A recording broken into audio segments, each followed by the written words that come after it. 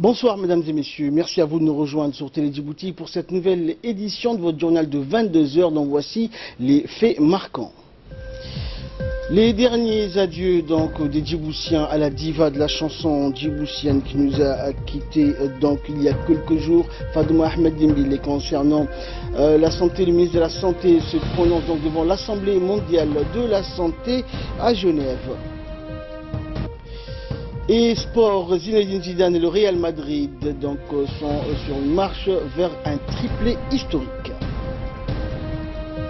Merci à vous de nous rejoindre. La voix d'or de la chanson djiboutienne, donc Fatouma Ahmed Dimbil, s'est éteinte donc à jamais dans la nuit de mercredi à jeudi dans un hôpital en Turquie suite à une longue maladie. À l'annonce donc de son décès, le chef de l'État Ismaël Omar Guelleh a rendu à la défunte artiste un vibrant hommage, la qualifiant d'icône de la lutte pour l'indépendance. Le corps de la défunte, comme on peut le voir sur ces images, a été donc inhumé hier à Djibouti en présence de nombreux officiels, des membres de la famille et des proches de la défunte. Le corps a été rapatrié, rappelons-le, hier par avion, et Fatouma Ahmed Dimbil a en effet contribué énormément à la sensibilisation et à l'endoctrinement des Djiboutiens pour une prise de conscience dans la lutte contre le colonialisme à travers ses chants lyriques et autres gabaï ou barambour. L'artiste a fait frissonner donc en effet plus d'un, notamment dans ce fameux chant où Fatouma Ahmed fustige les Européens de s'appeler des démocraties tout en réduisant en esclavage d'autres peuples du continent africain. Aucun artiste donc n'aura réussi à marquer de la sorte cette époque noire de l'histoire de notre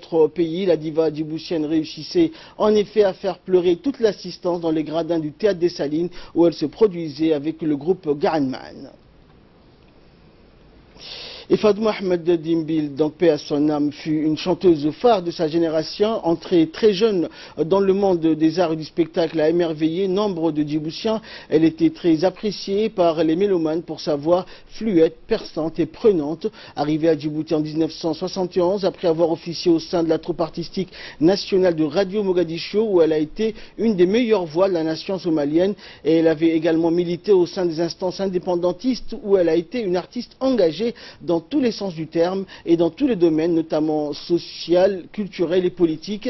La défunte laisse derrière elle de nombreux admirateurs et admiratrices du terroir djiboutien. Le ministre des Affaires musulmanes, de la Culture et des Biens Warf, le directeur général de la radiodiffusion télévision de Djibouti et son personnel, ainsi que tous les artistes djiboutiens adressent leurs condoléances les plus attristées à la famille et aux proches de la défunte et prient Allah Tout-Puissant de l'accueillir dans son paradis éternel. Inna lillahi wa inna ilayhi raji'un. Également dans l'actualité, dans le cadre des travaux de la 71e Assemblée mondiale de l'Organisation mondiale de la santé, le ministre de la Santé, Dr Jama El-Miaou, qui est donc à prononcer un important discours. Djibouti a été particulièrement honoré cette année puisqu'en plus d'assurer la vice-présidence de l'Assemblée mondiale de la santé, notre pays a été élu au sein du conseil exécutif de l'OMS qui a deux principaux rôles. Un rôle exécutif qui consiste à veiller à la mise en œuvre des décisions et des politiques de l'Assemblée de la santé et un rôle consultatif sur les questions techniques et programmatiques qui lui seraient soumises.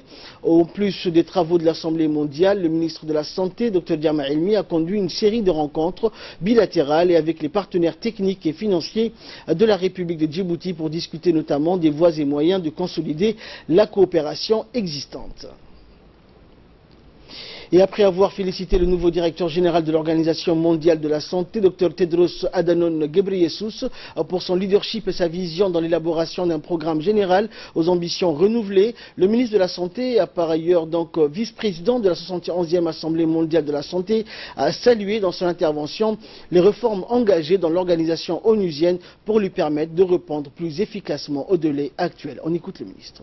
Avec beaucoup de plaisir que je prends la parole à cette 71e Assemblée mondiale de la santé. Qu'il me soit permis de prime d'abord d'adresser mes plus chaleureuses félicitations à la présidence de la présente Assemblée ainsi qu'aux membres du bureau dans mon pays à l'infime honneur de faire partie cette année. Soyez assurés, Monsieur le Président, de notre plein et entier engagement à vos côtés pour vous permettre de réussir la mission qui vous est confiée. Au moment où nous célébrons le 71e anniversaire de l'OMS, son leadership dans la mise en œuvre des objectifs de développement durable relatifs à la santé reste crucial. En effet, la santé constitue un pilier central pour la promotion et la réalisation efficace du développement durable. Cet anniversaire nous offre une opportunité de passer en revue les objectifs atteints collectivement avec l'OMS, mais également individuellement au niveau de chaque pays. Cette tribune me donne également l'opportunité de féliciter le directeur général de l'OMS, Dr Tedros, pour son leadership et sa vision dans l'élaboration d'un programme général aux ambitions renouvelées en faveur d'un changement articulé autour des cibles relevant du triple milliard. Cette nouvelle dynamique souscrit à une exigence de résultats, une harmonisation des approches, une rationalisation des ressources et une synergie dans l'action qui appuiera nos politiques nationales en matière de santé et contribuera à la réalisation de l'agenda 2030.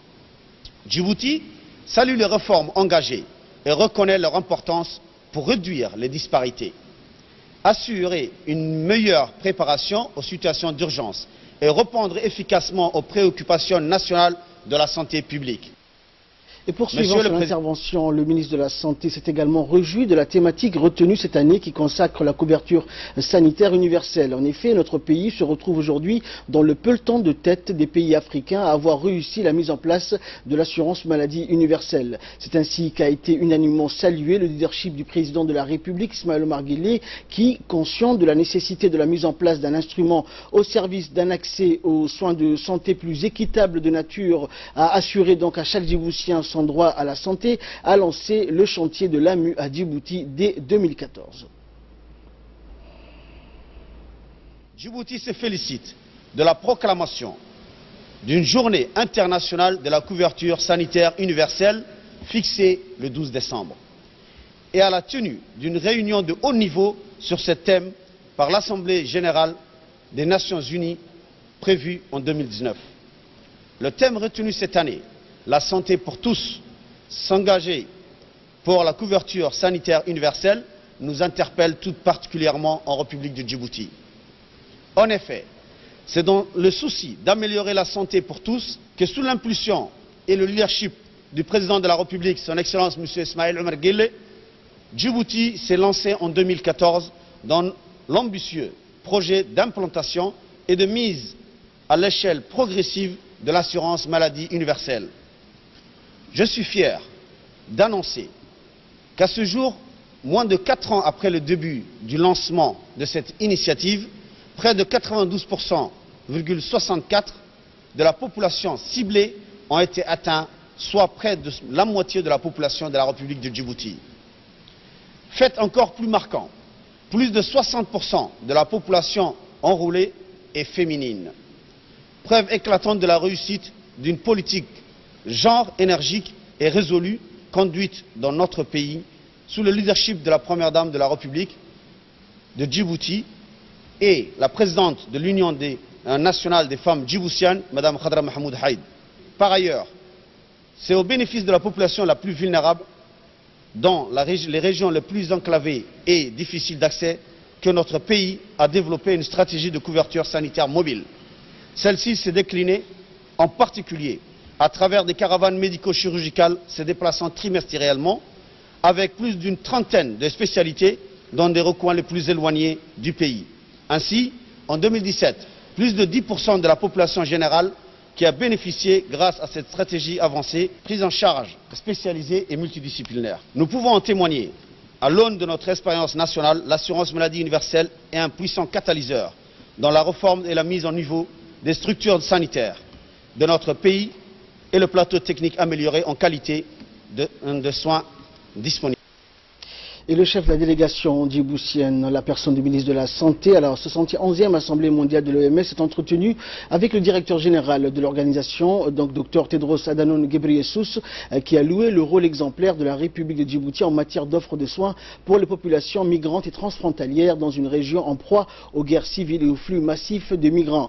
Ce dernier a rendu également hommage donc à l'initiative présidentielle relative à la mise en place de l'assurance maladie universelle et au souci constant des autorités nationales national a placé la problématique genre au cœur du développement et de la bonne gouvernance. Il a salué le leadership de la première dame et présidente de l'Union nationale des femmes djiboutiennes, Khadra Mahmoud Haïd, dans cette dynamique. Enfin, le ministre de la Santé a rendu visite au directeur régional de l'OMS pour la Méditerranée orientale, fraîchement élu. Il a assuré donc Dr Ahmed Salim Seif Al-Mandari du plein soutien de Djibouti dans ses nouvelles responsabilités.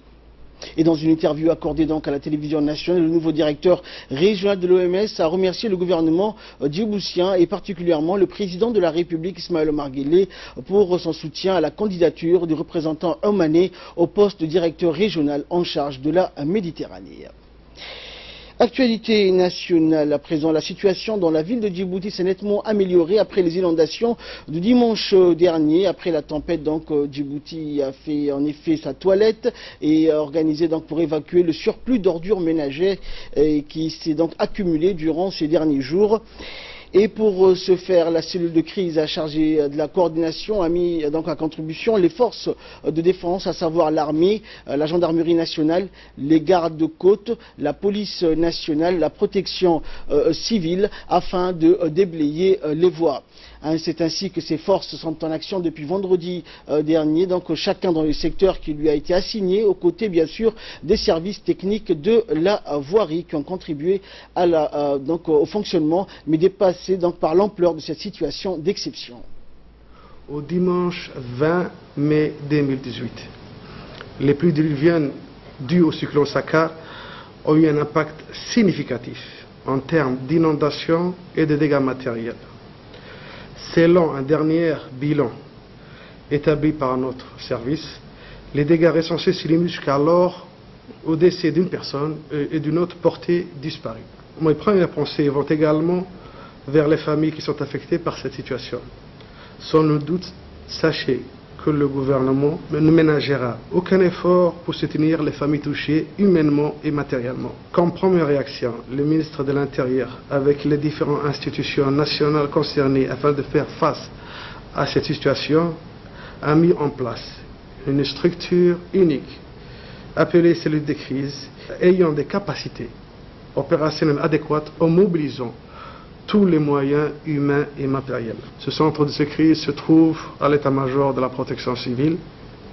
Durant cette période, les sapeurs-pompiers se sont uniquement focalisés sur les opérations de pompage, mais aussi mené des activités d'évacuation, de sauvetage et de nettoyage. Les autorités publiques, notamment celles du ministère de l'Intérieur, au premier duquel le préfet de la République et la maire de la ville de Djibouti et le secrétaire d'État aux affaires sociales, vont entamer des opérations de distribution de vivres, de couverture, des tentes et des bâches au profit de la population djiboutienne et sur l'ensemble du territoire national. Par ailleurs, nous constatons que les intervenants en opération sur le terrain sont indéniablement confrontés à des agressions verbales, physiques, voire même en s'accaparant de matériel de pompage. Cependant, nous informons à notre aimable population de collaborer avec l'ensemble des acteurs en opération et en particulier les sapeurs-pompiers pour maintenir, je dis pour maintenir les bons déroulements des opérations de pompage pour que leurs besoins puissent être répondus. Voilà, donc c'était le point donc, qui nous a été fait par le directeur de la protection civile et président également de la cellule de crise chargée de la coordination des secours, le colonel Mohamed Moussa Deheye, qui nous faisait le point donc sur la situation, également le bilan général suite à ces inondations. Et après les pluies qui se sont abattues samedi dernier sur la capitale, l'heure est en effet au bilan dans les quartiers. Plusieurs familles ont passé donc la nuit à la Belle Étoile et certaines donc se sont vues dégradées suite à ces inondations. Et ces inondations, donc, rappelons-le, survenues dimanche dernier, qui ont causé de multiples dégâts matériels dans la capitale et le reste du pays. La situation commençait donc à revenir à la normale hier. Ces intempéries donc ont provoqué des dégâts matériels, des habitations inondées, des coulées de boue, des coupures d'électricité et les Djiboutiens se sont réveillés donc les pieds dans l'eau dans différents quartiers de la capitale. Les dégâts causés donc par ces fortes précipitations sont énormes, considérables. Des maisons ont été inondées, des murs fissurés, des latrines se sont effondrées également suite à ces inondations. Et c'est ainsi donc que des opérations d'évacuation d'eau stagnante sont en cours dans les artères principales de la circulation de la capitale, ainsi que le nettoyage des ordures qui jonchent donc les voies et routes ainsi que les quartiers populaires de la capitale.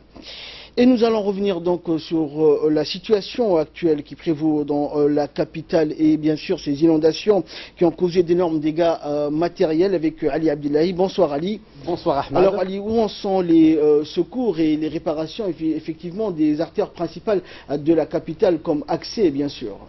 On va essayer de parler des services publics essentiels, notamment l'électricité, les télécommunications. Il faut le dire, Ahmed, ces inondations sont les pires qu'a connues la capitale depuis celle de 1994.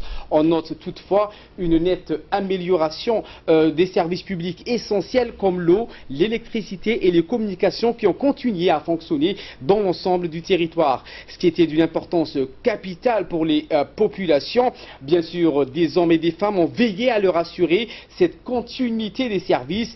Par exemple, à l'électricité de Djibouti, les DD, toutes les unités d'intervention sont restées en état d'alerte afin de suivre l'évolution de la montée des eaux dans les quartiers, donc pour prendre des dispositions nécessaires. Ainsi, l'électricité a été interrompue, il faut le dire, pendant un laps de temps, le jour de samedi 19, ce qui était nécessaire pour couper également les réseaux de certains quartiers où des postes de transformation ont été inondés. On dénombre ainsi près de 10 000 foyers qui ont été privés d'électricité pendant une durée de 40 heures la soirée du samedi 19 mai. Eh bien, nous avons interviewé le responsable d'exploitation de l'électricité de Djibouti de la Palmeraie, M. Abdidiriz. Il est chargé de ces opérations. Il est revenu sur cette soirée. Je vous propose de les suivre. Vers le coup de 2 heures à 3 heures, nous avons senti une inondation importante dans la ville de Djibouti. En grande partie, des quartiers qui sont inondables, donc tels que la cité Arhiba, Angela, avenue 26, avenue 13, quartier 1, et quartier 7 bis, et un nombre important de postes de distribution ont été isolés. Donc ce qui a privé l'électricité, un nombre important de clients, aux environs 10 500 abonnés ont été privés donc, de la première soirée jusqu'au dimanche. Et les derniers postes qui ont été mis en service après l'inondation, donc c'est les postes avenue 26, Angela Sid, Arhiba, Gabodé, donc qui ont patienté pendant pratiquement 40 heures, donc 40 heures donc de coupure d'électricité à cause de l'inondation. Donc on a eu aussi donc les services de protection civile ont essayé de nous aider pour certains postes, pour dégager l'eau dans certains postes. Nous remercions la patience donc de nos clientèles, surtout quand il y a à peu près 10 000 abonnés qui sont isolés donc du réseau. C'est ça, c'est pour nous, ce n'est pas c'est ce qui nous incite à faire plus d'efforts, mobiliser plus des équipes pour pouvoir donc soulager la souffrance donc de ces clients coupés. Toujours en nouvelle nationale, donc la République de Djibouti, nous le savons, a été frappée par le cyclone tropical Sagar, donc, et des fortes pluies donc se sont également abattues sur la capitale ainsi que les régions de l'intérieur. Ces pluies donc ont inondé presque tous les quartiers de la capitale et certaines des régions. Depuis donc des opérations de nettoyage sont effectuées par les différents services publics. C'est ainsi que la gendarmerie nationale donc accorde une importance particulière à cette mission qui participe donc à la remise sur pied de notre belle capitale. À cet effet, la gendarmerie a mobilisé près de 200 donc, agents issus des différentes unités pour réaliser un travail de nettoyage et de remise en condition de la zone qui lui a été impartie, à savoir quartier 2, quartier 1, la place Mahmoud Harbi, suite aux dégâts causés par les récentes intempéries.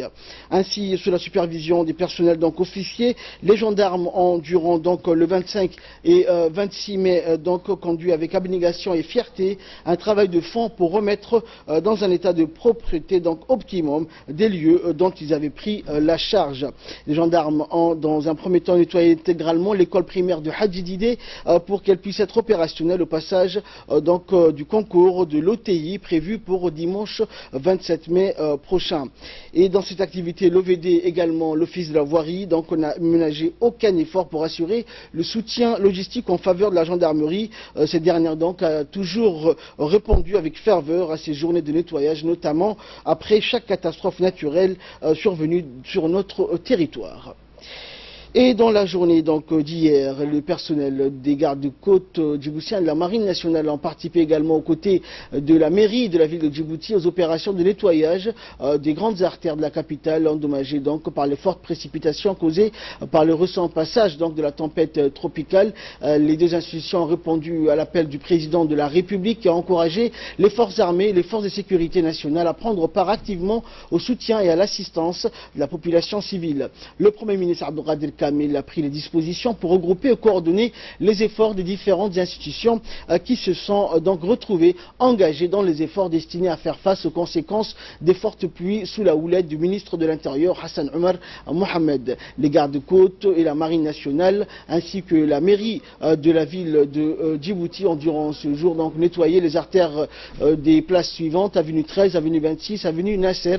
Ils ont procédé également au ramassage des déchets laissés par les eaux de pluie, puis ont procédé au remplissage de sable des eaux stagnantes. Le colonel Waïs Omar Bogoré, commandant des gardes-côtes, le lieutenant-colonel Ahmed Daher et Mme Fatouma Awale Ousmane, maire de la ville de Djibouti, ont salué communément les efforts entrepris pour effacer donc les conséquences de ces pluies sur la ville de Djibouti. Page nécrologie pour clore l'actualité nationale. Donc c'est avec beaucoup de tristesse et d'émotion que nous avons appris hier le décès survenu en fin d'après-midi de feu Ibrahim Youssouf dit Sewiye. En effet Ibrahim Youssouf a rendu l'âme hier après-midi après une longue maladie qu'il a cloué au lit durant plus de 5 années. Né vers 1930 à Zeila, Ibrahim Youssouf était un employé de l'EDD avant de partir à la retraite au milieu des années 80 pour devenir ensuite chef de quartier de la cité Anguilla. Ibrahim Youssouf était connu pour son franc-parler et sa sincérité. Il laisse derrière lui une veuve, 4 fils, dont notre collègue Mustafa Ibrahim, journaliste, et 12 petits-enfants ainsi que 4 arrière-petits-enfants. En apprenant ces douloureuses disparitions, la direction générale et l'ensemble du personnel de la RTD, le ministère de la Communication, chargé des postes et télécommunications, s'associe donc à la douleur de la famille et des proches du défunt pour leur présenter leurs sincères condoléances en ce douloureux moment et prie le Tout-Puissant d'accueillir le défunt dans son paradis éternel. Inna lillahi wa inna ilayhi raji'un. Et de là, nous passons à l'actualité africaine et internationale avec nous Fardous Hussein. Bonsoir Fardous. Bonsoir. Alors nous allons parler d'actualité régionale et effectivement le cyclone Mekonou a été rétrogradé Fardous en tempête tropicale mais a fait malheureusement 2 morts à Oman. En effet Ahmed, le cyclone Mekonou a été rétrogradé en tempête tropicale aujourd'hui après avoir violemment frappé le sud d'Oman faisant au moins 2 morts et causant d'importants dégâts. Ce premier cyclone tropical de la saison 2018 dans l'océan Indien Nord avait balayé jeudi l'île yéménite de Socotra où 7 personnes sont mortes et 8 sont toujours portées disparues. Il avait ensuite déferlé vendredi sur la côte des provinces méridionales omanaises de Dhofar al-Wusta en proie à des vents violents et à des intempéries et atteint la catégorie 2 des cyclones. Selon les services météorologiques, cette tempête se dirige maintenant vers l'Arabie Saoudite avec de fortes pluies attendues demain. Également dans l'actualité, nous allons nous rendre en Corée, nouvelle rencontre entre les 2 présidents coréens à la frontière. Et oui Ahmed, Moon Jae-in et Kim Jong-un se sont rencontrés pour la 2e fois en quelques semaines. Ils ont discuté du futur sommet. Kim Jong-un avec le président américain Donald Trump a annoncé la présidence sud-coréenne. En fin avril, les 2 présidents s'étaient serré la main à la frontière, suscitant une forte espérance au niveau international pour un retour à la paix entre les 2 pays. Ils se sont rencontrés dans l'après-midi pendant 2 heures juste au nord de la frontière entre les 2 Corées pour échanger leurs points de vue et ouvrir ainsi la voie à un sommet entre la Corée du Nord et les États-Unis. Et enfin, au Brésil, l'armée va être déployée pour lever notamment des barrages routiers. Et oui, la grève des transporteurs routiers, Ahmed, prend une tournure inquiétante au Brésil. L'armée sera déployée de façon énergique pour lever ainsi donc les barrages qui provoquent des problèmes d'approvisionnement majeurs depuis le début de la semaine au Brésil, a déclaré ainsi le ministère de la Défense. La fermeté du gouvernement Ahmed a été attendue par l'association brésilienne des camionneurs. L'un des principaux syndicats des transporteurs routiers du Brésil a appelé à lever les barrages après l'annonce de la mobilisation. Et s'est dit inquiète de la sécurité des chauffeurs et a demandé dans un communiqué que les manifestations se poursuivent de façon pacifique sans obstruer donc les voies publiques. Merci Fardous, c'est la fin de cette édition. Nous vous souhaitons à toutes et à tous de passer une agréable soirée avec la suite de nos programmes télévisés. Une agréable.